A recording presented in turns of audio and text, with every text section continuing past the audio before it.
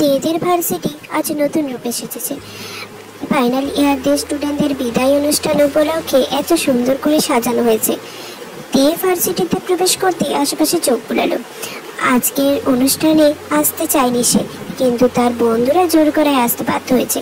কিছুটা দূরে চোখ যেতেই তে দেখতে পায় যে জেনি দাঁড়িয়ে আছে একটা গাছের সামনে। আর জেনিকে অসম্ভব সুন্দর লাগছে। খুব সুন্দর করে শাড়ি পরেছে সে, চুলগুলো ছেড়ে দেওয়া। জেনির কাছে গিয়ে জেনিকে পিছন দিক থেকে জড়িয়ে ধরে। আরে দোস্ত, তোকে তো আজ সেই দেখতে লাগছে, অনেক সুন্দর লাগছে। আমি তো একেবারে ক্রাশ খেয়ে গেলাম। আজকে সব ছেলেরা তোর দিকে তাকিয়ে থাকবে, দেখিস। তের কথার মাঝে বাকিরাও এসে হাজির হয়। জিমিন আর যিশু শাড়ি পরেছে আজ। তাদের দুজনকে অনেক সুন্দর লাগছে। তে ওদেরকে দেখে বলে, হায় তিন সুন্দরী, আজ তোদের দিকেই তাকিয়ে থাকবে সব ছেলেরা, পাক্কা।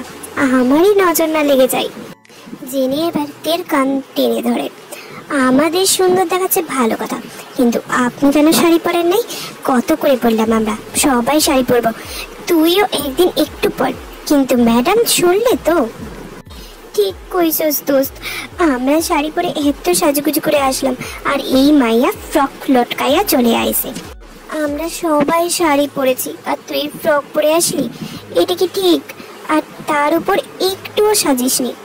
কি করব বল, শাড়ি পরতে জানলে তো পরতাম, আর এমনিতেও আমি শাড়িতে কমফোর্টেবল ফিল করি না, এটাতেই শান্তি লাগছে। জিমিন তের হাত ধরে নিয়ে যায়। দেখি এদিকে আই, বস তো। আরে আরে কি করছিসটা কি? হাত ছাড় মাইয়া একটা, তোর ইন্টেনশন আমার কিন্তু ঠিক লাগতেছে না। জিমিন হাত না ছেড়ে আর জোরে টেনে তেকে একটা বেঞ্চের ওপর বসিয়ে দেয়। তারপর বলে, চুপচাপ বসে থাক, আমি এখন তোকে সাজাবো। না, আমি সাজবো না, ছাড় আমায়। চুপ, একটাও কথা বলবি না। আমি জাস্ট একটুই সাজাবো, বেশি না, শুধু কাজল আর একটু লিপস্টিক দেবো, বাস। তুই দেখ, আজাইরা পেঁচাল করবি না, চুপচাপ বস। জিমিন যেমন লাগিয়ে দেবে সেরকমই লাগা, একটুই তো, বেশি না। স্পেশাল গেস্ট রূপে জাঙ্কুকে ভার্সিটিতে প্রবেশ করতে দেখে ভীষণ অবাক হয় তে। কিছুক্ষণ আগে সে শুনেছিল কোনো এক স্পেশাল গেস্ট আসবে আজ, কিন্তু ভাবতেও পারেনি সেটা জাঙ্কুক। তে চোখ বড় বড় করে তাকিয়ে আছে জাঙ্কুকের দিকে, আর জাঙ্কুককে মাত্রাতিরিক্ত সুদর্শন লাগছে। আগের দিন জাঙ্কুক সাদা পাঞ্জাবি পরে এসেছিল, আর আজ স্যুট বুট পরে এসেছে। জাঙ্কুক কোটটা খুলে হাতে নিয়ে আসছে। সাদা শার্টে সুঠাম দেহটা স্পষ্টভাবে বোঝা যাচ্ছে, যাতে আরও আকর্ষণীয় লাগছে জাঙ্কুকে। জাঙ্কুকের সাথে আরও একজন ভদ্রলোকও আসছেন। ভদ্রলোক বেশ বয়স্ক না হলেও মারাত্মক হ্যান্ডসাম, জাঙ্কুকের মতোই ফিটফাট। আর একটু ভালো করে খেয়াল করতেই বুঝলো ভদ্রলোক জাঙ্কুকের মতো ফিটফাট নয়, বরং জাঙ্কুক ভদ্রলোকটার মতো ফিটফাট, অর্থাৎ এরা হয়তো বাপ ছেলে। তে জাঙ্কুকের থেকে দৃষ্টি সরিয়ে আশেপাশে তাকালো, দেখলো অধিকাংশ মেয়ে হাঁ করে তাকিয়ে আছে জাঙ্কুকের দিকে। কেউ কেউ তো নিজের সাজ ঠিকঠাক করছে, হয়তো জাঙ্কুককে নজর করার আশায়। তে দেখলো যিশু মুখটা হাঁ করে আছে, জাঙ্কুককে দেখছেই হাঁ করে। আর জিমিন জাঙ্কুকে দেখে মিটি মিটি হাসছে। মেয়েদের এইভাবে তাকানো দেখে বিরক্ত হলো তে। জাঙ্কুক ভেতরে প্রবেশ করে এদিক ওদিক চোখ ফেরাতেই তার নজরে এলো এক পরিচিত মুখ। শত শত অসাধারণের মাঝে অতি সাধারণ একজন। বিরক্তিতে কপাল কুঁচকে আছে তার, তাতেই যেন সৌন্দর্য চুয়ে চুয়ে পড়ছে। জাঙ্কুক এক দৃষ্টিতে তাকিয়ে রাখলো ওই অতি সাধারণ একজনের দিকে, ভাবতে লাগলো কি এমন আছে তার মাঝে। জাঙ্কুককে নিজের দিকে আসতে দেখে ভরকে গেলতে কপালে চিন্তার ভাঁজ পড়লো। মনে মনে ভাবতে লাগলো, এই লোক আবার এদিকে আসছে কেন? এখানে এদের সামনে আবার উল্টোপাল্টা কিছু না বলে। তের এমন ভাবনার মাঝেই জাঙ্কুক তের সামনে এসে দাঁড়ায়। তে তো হাঁসফাঁস করতে লাগলো। জাঙ্কুক আবার তার বন্ধুদের সামনে এমন কোনো বেফাঁস কথা না বলে ফেলে, কিন্তু সবাইকে অবাক করে দিয়ে জাঙ্কুক তের পাশে দাঁড়ানো জেনিকে উদ্দেশ্য করে জিজ্ঞেস করে, কেমন আছেন মিস? সবার সামনে একজন এমপি জেনির সাথে কথা বলাই অস্বস্তি লাগলো তার, তবু জোরপূর্বক হেসে পর বলে, ভালো আছি, আপনি কেমন আছেন? জাঙ্কুক মারাত্মক একটা হাসি দিয়ে পর বলে, ভালোই আছি, ওই দিনের ঘটনার জন্য আমি সত্যি দুঃখিত।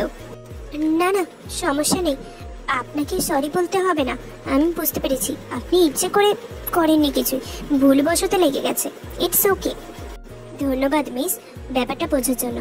অনেকে তো আবার না বুঝি ঝামেলা করতে ভালোবাসে।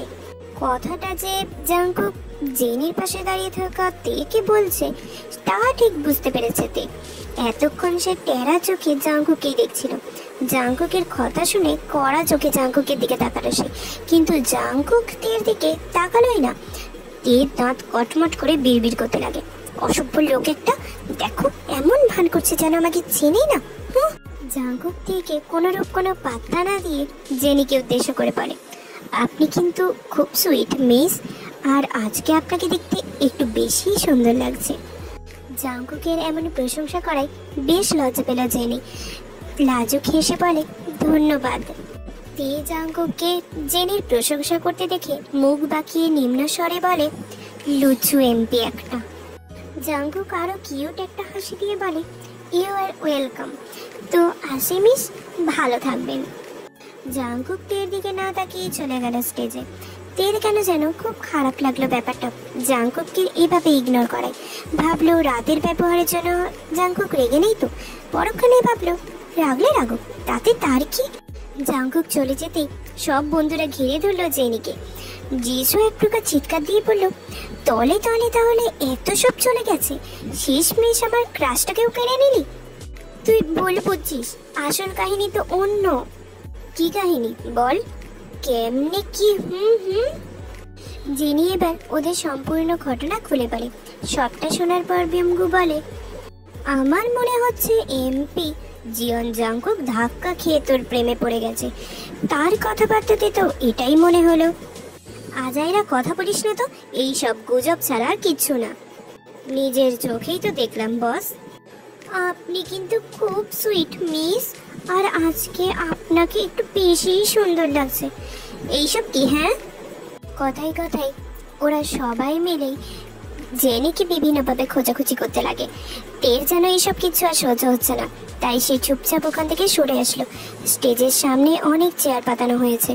তে সেখানে তৃতীয় সারিতে একটা চেয়ারে বসে পড়ে, মুখটা গোমড়া করে রেখেছে সে। মনটা আজ তার একটুও ভালো নেই।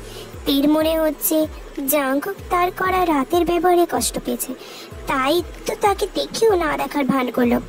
কিন্তু তে এটা খেয়াল করলো না কেউ একজন তার দিকে এক ধ্যানে তাকিয়ে আছে। তাকে দেখে নিজের চোখ চোরাচ্ছে সেই মানুষটা। তার উদাস কাজল টানা চোখের দিকে অপলকভাবে তাকিয়ে আছে সে।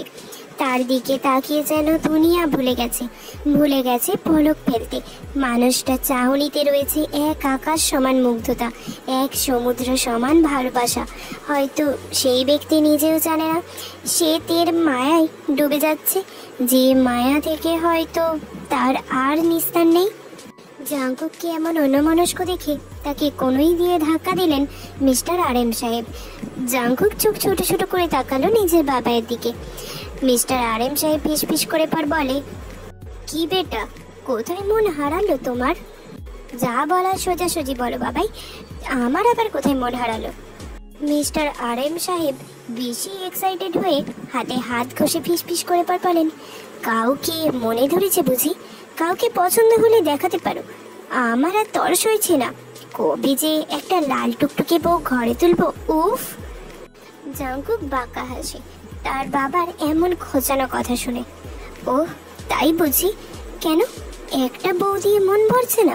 ওয়েট করো একটু, বাসায় যেয়ে নি, তারপর মাকে বলবো তোমার জন্য একটা মেয়ে দেখতে, তোমার জন্য লাল টুকটুকে বউ আনার ব্যবস্থা করতে বলবো, কেমন? জাঙ্কুকের এমন কথা শুনে মিস্টার RM সাহেবের মুখটা শুকিয়ে ছোট হয়ে গেল। তিনি মুখটা গোমড়া করে পর বললেন, তুমি আমার ছেলে না শত্রু বলে তো? আমার সুখের সংসারে আগুন লাগাতে চাচ্ছ? আমি তো তোমার বউ আনার কথা বলছিলাম। জাঙ্কুক নিজের বাবার কাছে ফিসফিস করে পর বলে, তোমাকে না বলেছি এত বিয়ে করবে না, সময় হলে ঠিক বিয়ে করব। মিস্টার RM সাহেবের এবার ভীষণ রাগ হয়। আমরা মরে গেলে বিয়ে করবে বুঝি? বাবার মুখ থেকে এমন ধরনের কথা শুনে ভীষণ রাগ হয় জাঙ্কুকের। দাঁতে দাঁত চেপে পর পরে, আর একবার এইসব আজে বাজে কথা বলবে না, না হলে বাসায় চলো, শুধু মাকে বলবে তোমার এই বুড়ো বয়সে নতুন বউ লাগবে। আর জানোই তো মা আমাকে কত বিশ্বাস করে। বলেই বাঁকা হাসলো জাঙ্কুক। RM সাহেব ছেলের দিকে রাগি চোখে তাকিয়ে বলেন, অসভ্য ছেলে একটা, বাপকে ভয় দেখায়। কোথায় ভয়ে আমার দিকে চোখ তুলে তাকাতে পারবে না তা না, উল্টে সে আমাকেই ভয় দেখাচ্ছে। বাবার মুখের এমন ধরনের কথা শুনে হাসলো জাঙ্কুক, কিন্তু পরক্ষণেই হাসিটা গায়েব হয়ে গেল তার। আপন মনে বিড়বিড় করলো, আমি এখনো তার ব্যাপারে শিওর নই, আর যদি শিওর হয়েও যাই তারপরেও তাকে মানাতে কত সময় লাগবে কে জানে। সে যা চিজ, তবে আমি তাকে জানতে চাই, বুঝতে চাই, শিওর হতে চাই তার বিষয়ে। সুন্দরভাবে ভার্সিটিতে বিদায় অনুষ্ঠান শেষ হলো ফাইনাল বর্ষের ছাত্রছাত্রীদের। তবে কেউ এখনো ভার্সিটি থেকে যায়নি, সবাই ক্যাম্পাসে ঘোরাঘুরি করছে, ফ্রেন্ডদের সাথে আড্ডা দিচ্ছে। তেরাও ক্যাম্পাসের এক কোণে দাঁড়িয়ে আড্ডা দিচ্ছিল, কিন্তু হুট করে এমন এক কাণ্ড ঘটল যার জন্য মোটেও প্রস্তুত ছিল না তে আর তার বন্ধুরা। তে যখন নিজ চিন্তায় মগ্ন, তখন হুট করে একটা ছেলে হাঁটু গেড়ে প্রপোজ করে তেকে। হাতে তার এক গুচ্ছ লাল গোলাপ। এই ছেলেকে তে চেনে, আর তার বন্ধুরাও চেনে। এর নাম মিঙ্গু, বেশ সুদর্শন আর অনেক ব্রিলিয়ান্ট ছেলে, ফাইনাল ইয়ারের স্টুডেন্ট, অত্যন্ত ভদ্র আর চুপচাপ স্বভাবের। তেরা বেশ কয়েকবার পড়াশোনার ব্যাপারে সাহায্য নিয়েছে মিঙ্গুর কাছ থেকে। তে আর তার বন্ধুরা চোখ বড় বড় করে তাকিয়ে আছে মিঙ্গুর দিকে। এর মাঝে মিঙ্গু তের চোখে চোখ রেখে বলা শুরু করে, যেদিন প্রথম তোমরা আমার কাছে পড়াশোনার ব্যাপারে সাহায্য চাইতে এসেছিলে, সেদিন একজনের মায়ায় আটকে গিয়েছিলাম। সেই একজনটা তুমি তে। হ্যাঁ তুমি। তোমার কথাবার্তা, চালচলন সব কিছু আমাকে মুগ্ধ করে। প্রথম প্রথম মনে করতাম তেমন কিছু না, নিজের অনুভূতিকে এত গুরুত্ব দিইনি, কিন্তু ধীরে ধীরে বুঝতে পারি আমি তোমাকে ভালোবেসে ফেলেছি। ভেবেছিলাম নিজের অনুভূতি কখনো তোমার কাছে প্রকাশ করব না, কারণ আমি জানি তুমি আমাকে ভালোবাসো না, আর না কখনো সেরকম নজরে দেখেছো। কিন্তু আজ কেন যেন নিজেকে সংযত করতে পারলাম না। বলেই দিলাম আমি কি অনুভব করি তোমার জন্য। তোমার উপরে কোনো জোর নেই তে। আমি ভালোবাসি মানে যে তোমাকে বাঁচতে হবে এমন কোনো কথা নেই। তুমি রিজেক্ট করলেও আমার কোনো আফসোস থাকবে না। ভালোবাসা মানুষের কাছে নিজের অনুভূতি ব্যক্ত করতে পেরেছি, এই তো বেশি। নিজের কথা শেষ করে মাথা নিচু করে ফেলে মিঙ্গু। তে সহ সবাই অবাক চোখে তাকিয়ে আছে মিঙ্গুর দিকে, কিন্তু আরো একজন তীক্ষ্ণ চোখে সবটা দেখছে। সবাইকে আরো এক ধাপ করে দিয়ে মিঙ্গুর হাত থেকে ফুলের গুচ্ছটা নিয়ে নিল তে। তেকে মিঙ্গুর হাত থেকে ফুলের গুচ্ছটা নিতে দেখে জাঙ্কুক ধূপ ধাপ পা ফেলে বেরিয়ে গেল ভার্সিটি থেকে। তে ফুলের গুচ্ছটা নেমাই সোজা হয়ে দাঁড়ালো মিঙ্গু। তে মৃদু হেসে মিঙ্গুকে উদ্দেশ্য করে বলে, আপনি ঠিক ধরেছেন, আমি আপনাকে ভালোবাসি না, আর না কখনো সেভাবে চিন্তা করেছি। তবে ভালোবাসাটা পাপ নয়, আর না ভালোবাসা জোর করে হয়। আমি সত্যিই অবাক হয়েছি কেউ আমাকে এভাবে ভালোবাসে দেখে। এতগুলো মাস ধরে আপনি আমাকে লুকিয়ে ভালোবেসে এসেছেন, তবে আমি চাই না আপনার মাঝে আমাকে নিয়ে কোনো আশা জাগিয়ে রাখতে। আমি অত্যন্ত দুঃখিত, কারণ আমি আপনার প্রস্তাব গ্রহণ করতে পারছি না। আমার জীবনে কিছু লক্ষ্য আছে, স্বপ্ন আছে, যা পূরণের জন্য আমার সর্বোচ্চ চেষ্টা করে যাচ্ছি। আমি চাই না আমার জীবনে প্রেম ভালোবাসা আসুক, তবুও যদি কখনো চলে আসে তা হবে অনাকাঙ্ক্ষিত। আপনি নিতান্তই ভালো একজন মানুষ। আপনার সাথে যতবার দেখা হয়েছে ততবারই এমনটাই মনে হয়েছে আমার। আমি প্রে করব আপনার লাইফে যেন এমন একজন আসে যে আপনাকে অনেক ভালোবাসবে।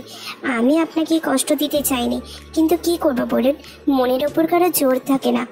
আমি আপনার অনুভূতিগুলোকে সম্মান করি, তাই আপনার দেওয়া ফুলগুলো গ্রহণ করলাম। ক্ষমা করবেন আমায়। তে আর এক মুহূর্ত দাঁড়ায় না, বেরিয়ে গেল ভার্সিটি থেকে। ভার্সিটির বাইরে আসতেই একটা কল আসে তের ফোনে। ফোন রিসিভ করতে এক মুহূর্তের মধ্যে কেটে দেয় তে।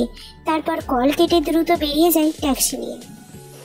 আজ এতগুলো বছর পর নিজের পুরনো বাসায় পা রাখল তে, যেই বাসায় তাদের সুখের সংসার গড়ে উঠেছিল।